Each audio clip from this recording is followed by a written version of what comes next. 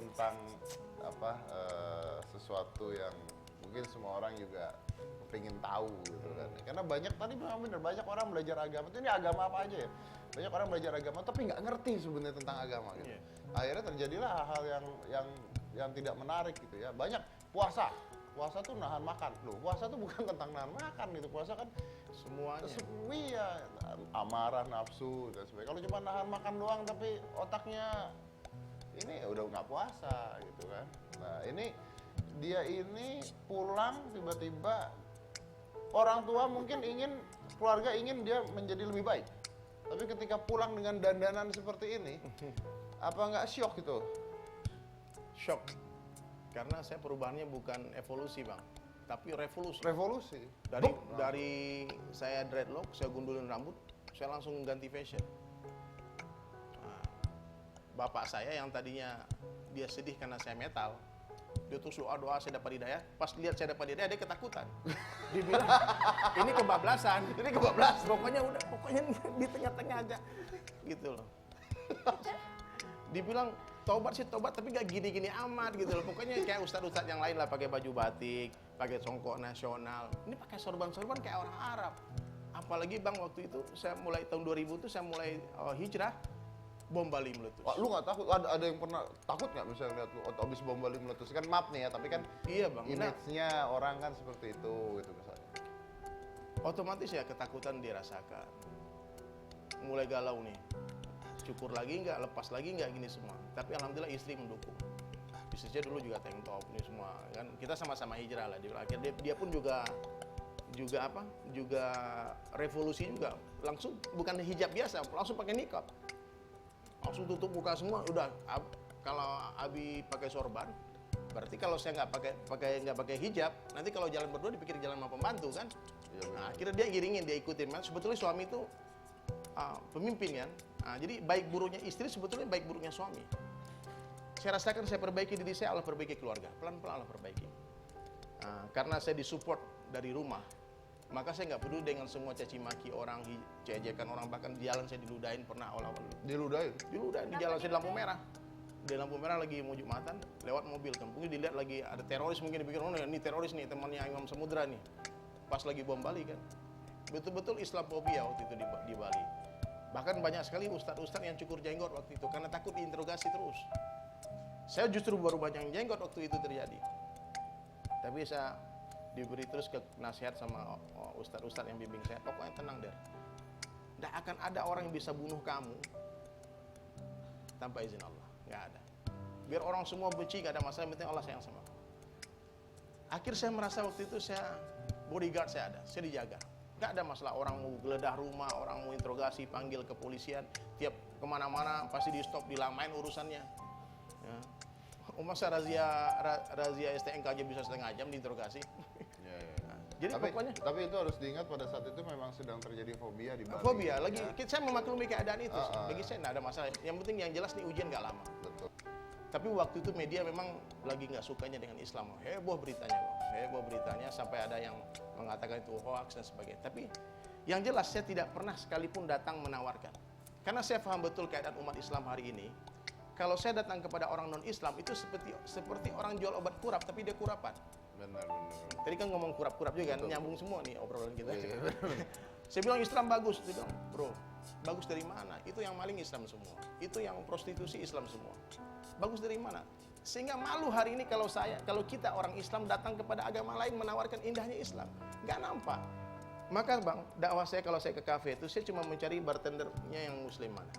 Pemain bandnya kalau Islam pulang dari manggung di depan kafe saya tungguin. Jadi gua bisa nyimpulkan yang lu lakukan bukan menarik orang agama lain menjadi Islam, Tidak. tapi yang sudah Islam tapi belum mengerti Wake up. Muslim, be a Muslim. Dibenarkan, Ya. dimuslimkan. Orang Muslim dimuslimkan Dan dengan itu baik. lebih susah, Bang. Dibandingkan orang untuk jadi Ya, Islam. mengislamkan orang Islam itu ternyata lebih susah daripada mengislamkan orang non-Islam. Iya. Kenapa? Karena mengislamkan orang non-Islam itu seperti membangunkan orang tidur. Bagi saya, menurut saya. Kita kejutkan dia bangun. Tapi membangunkan orang Islam, mengajak orang Islam kepada Islam itu seperti membangunkan orang yang pura-pura tidur. Benar. Gak bangun-bangun Bang, kecuali petasan dibakar di kuping dia baru dia loncat. Ya. Dikasih tsunami dulu, dikasih gempa dulu. Baru dia sadar gitu ya. Baru sadar. Itu sama. Kita bangun rumah di tanah kosong lebih gampang daripada bangun rumah di rumah udah bobrok. Ya kan? Rubuhin dulu kan. Rubuhin dulu, angkat barang dulu, begini dulu, itu pasti lebih susah. Jadi itu maka orang salah paham dipikir saya pergi berdakwah ke kafe. Tidak, saya Jadi cuma tidak duduk. pernah berdakwah di kafe ya? Tidak, saya cuma duduk minum. Orang minum bir, saya minum. Tapi kalau teh. ada orang bertanya pada saat Explain, itu ya. dan lo menjelaskan dengan baik, oke. Datang ke diskotik dengan pakaian seperti ini juga. Saya nggak ada baju lain. Jadi saya tobatnya itu bang, itu baju-baju semua saya kasih orang.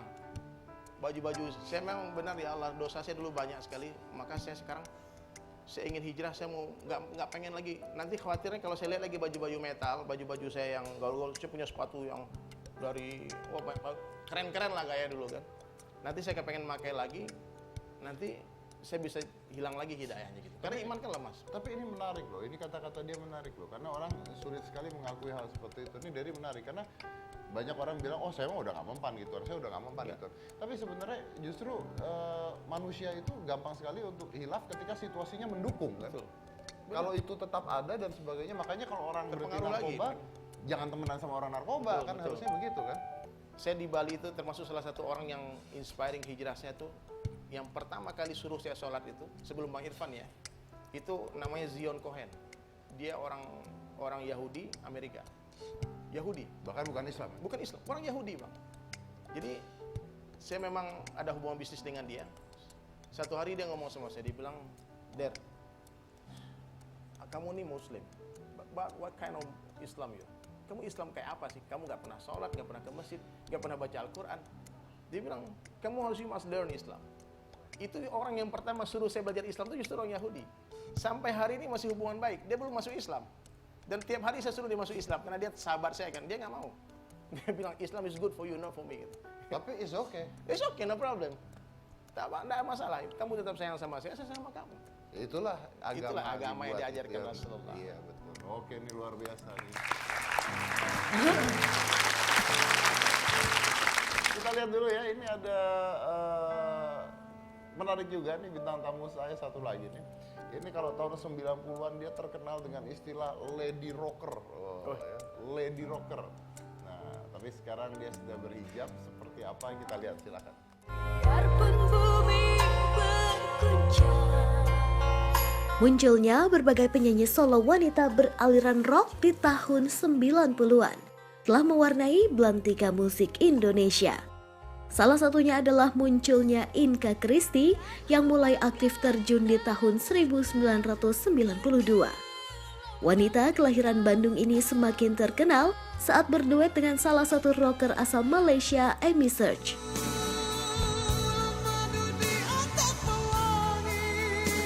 Karir lady rocker yang sudah memiliki 12 album ini pun semakin menanjak. Namun penyakit yang dideritanya selama 2 tahun telah mengubahnya menjadi sosok yang lebih religius. Wanita yang masih melajang ini kini mulai yakin untuk memakai jilbabnya. Meskipun begitu, jilbab tak menghalanginya untuk tetap berkarir di dunia musik Indonesia.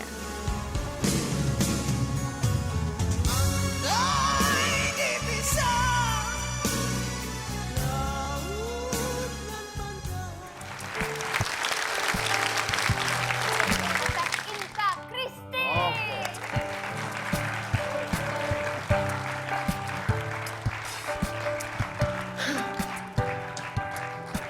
Halo Teh. Hai. Kabar? Baik. Wah, duet lagi nggak nih? Yuk duet yuk. Aku pernah duet. Oh ya? Iya. Nyanyi apa? Iya, dalam satu acara kita nyanyi, tapi banyakan dia yang nyanyi. Iya, nyanyi apa ya waktu itu kata? Andai dia bisa. Tuh. Anda mau denger Mas? Oke, Mas Anu. Enggak. Kamu nyanyi lagi lepas hijab orang-orang nanti. Enggak, jangan. Iya, benar-benar. Apa kabar? Alhamdulillah Silakan. sehat.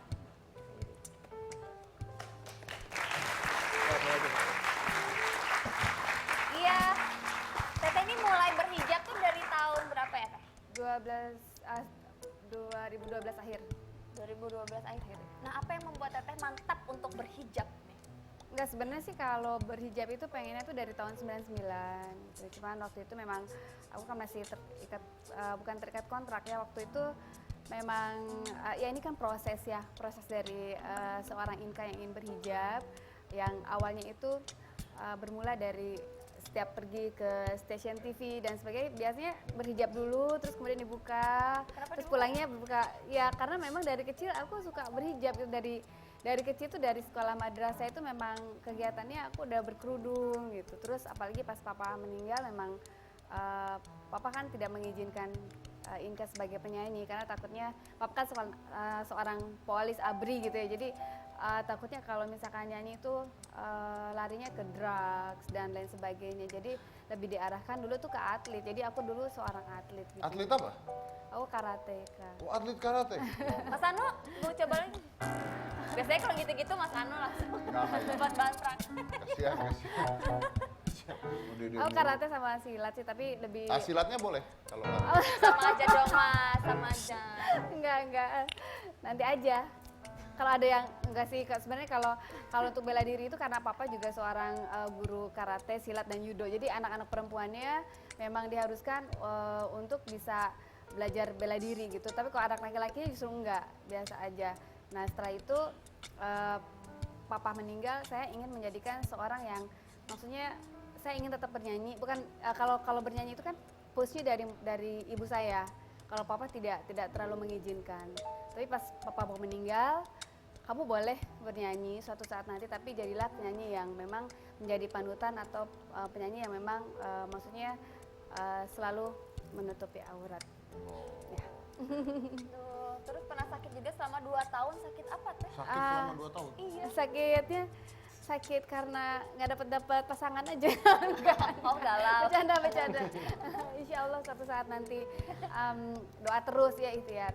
Sakitnya waktu itu karena satu kecapean, terus aku kena mah kronis. Jadi memang dari makanan juga nggak teratur.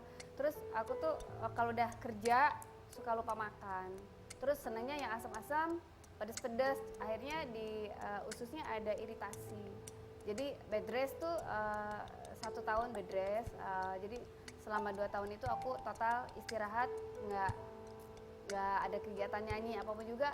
Orang bilang kok lama banget sih katanya sakitnya, ngumpet ya, padahal ya Bed rest 2 tahun gara-gara sakit. 2 tahun. Bed rest setahun. Ya bed rest setahun. Bener saya udah bener. salah Iya aja. Mas Dedi, ya malam-malam kita Benar. lagi ini Setahun nih. bed rest 2 tahun nggak ngapa-ngapain. Enggak, maksudnya sakitnya tuh di rumah sakitnya 10 hari, cuman ya bed rest 2 tahun. Bed rest 2 tahun. 2 tahunnya selama sama sakit itu 2 tahun totalnya. 2 tahun sakit mah. Sakit, ya maksudnya bed restnya 2 tahun aja. Jadi kalau sakitnya sih dibilang sakitnya mungkin sekitar pemulihannya setahun, tapi setahun kemudian aku tidak ingin ada kegiatan menyanyi atau apa dan sebagainya. Jadi Gara-gara kalau pengen di kerja lupa makan. ya gara-garanya itu, makanya jangan diperbudak sama uang gitu loh maksudnya. Jadi kalau aku istilahnya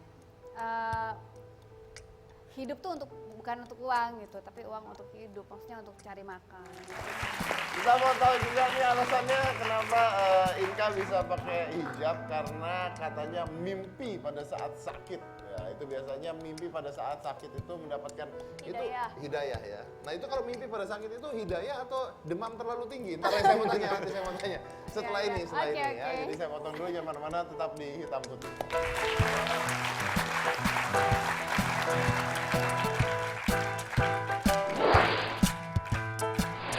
Mungkin kasihan kali ya, Gitu kan. kasihan kali lihat emaknya teriak-teriak gitu kan.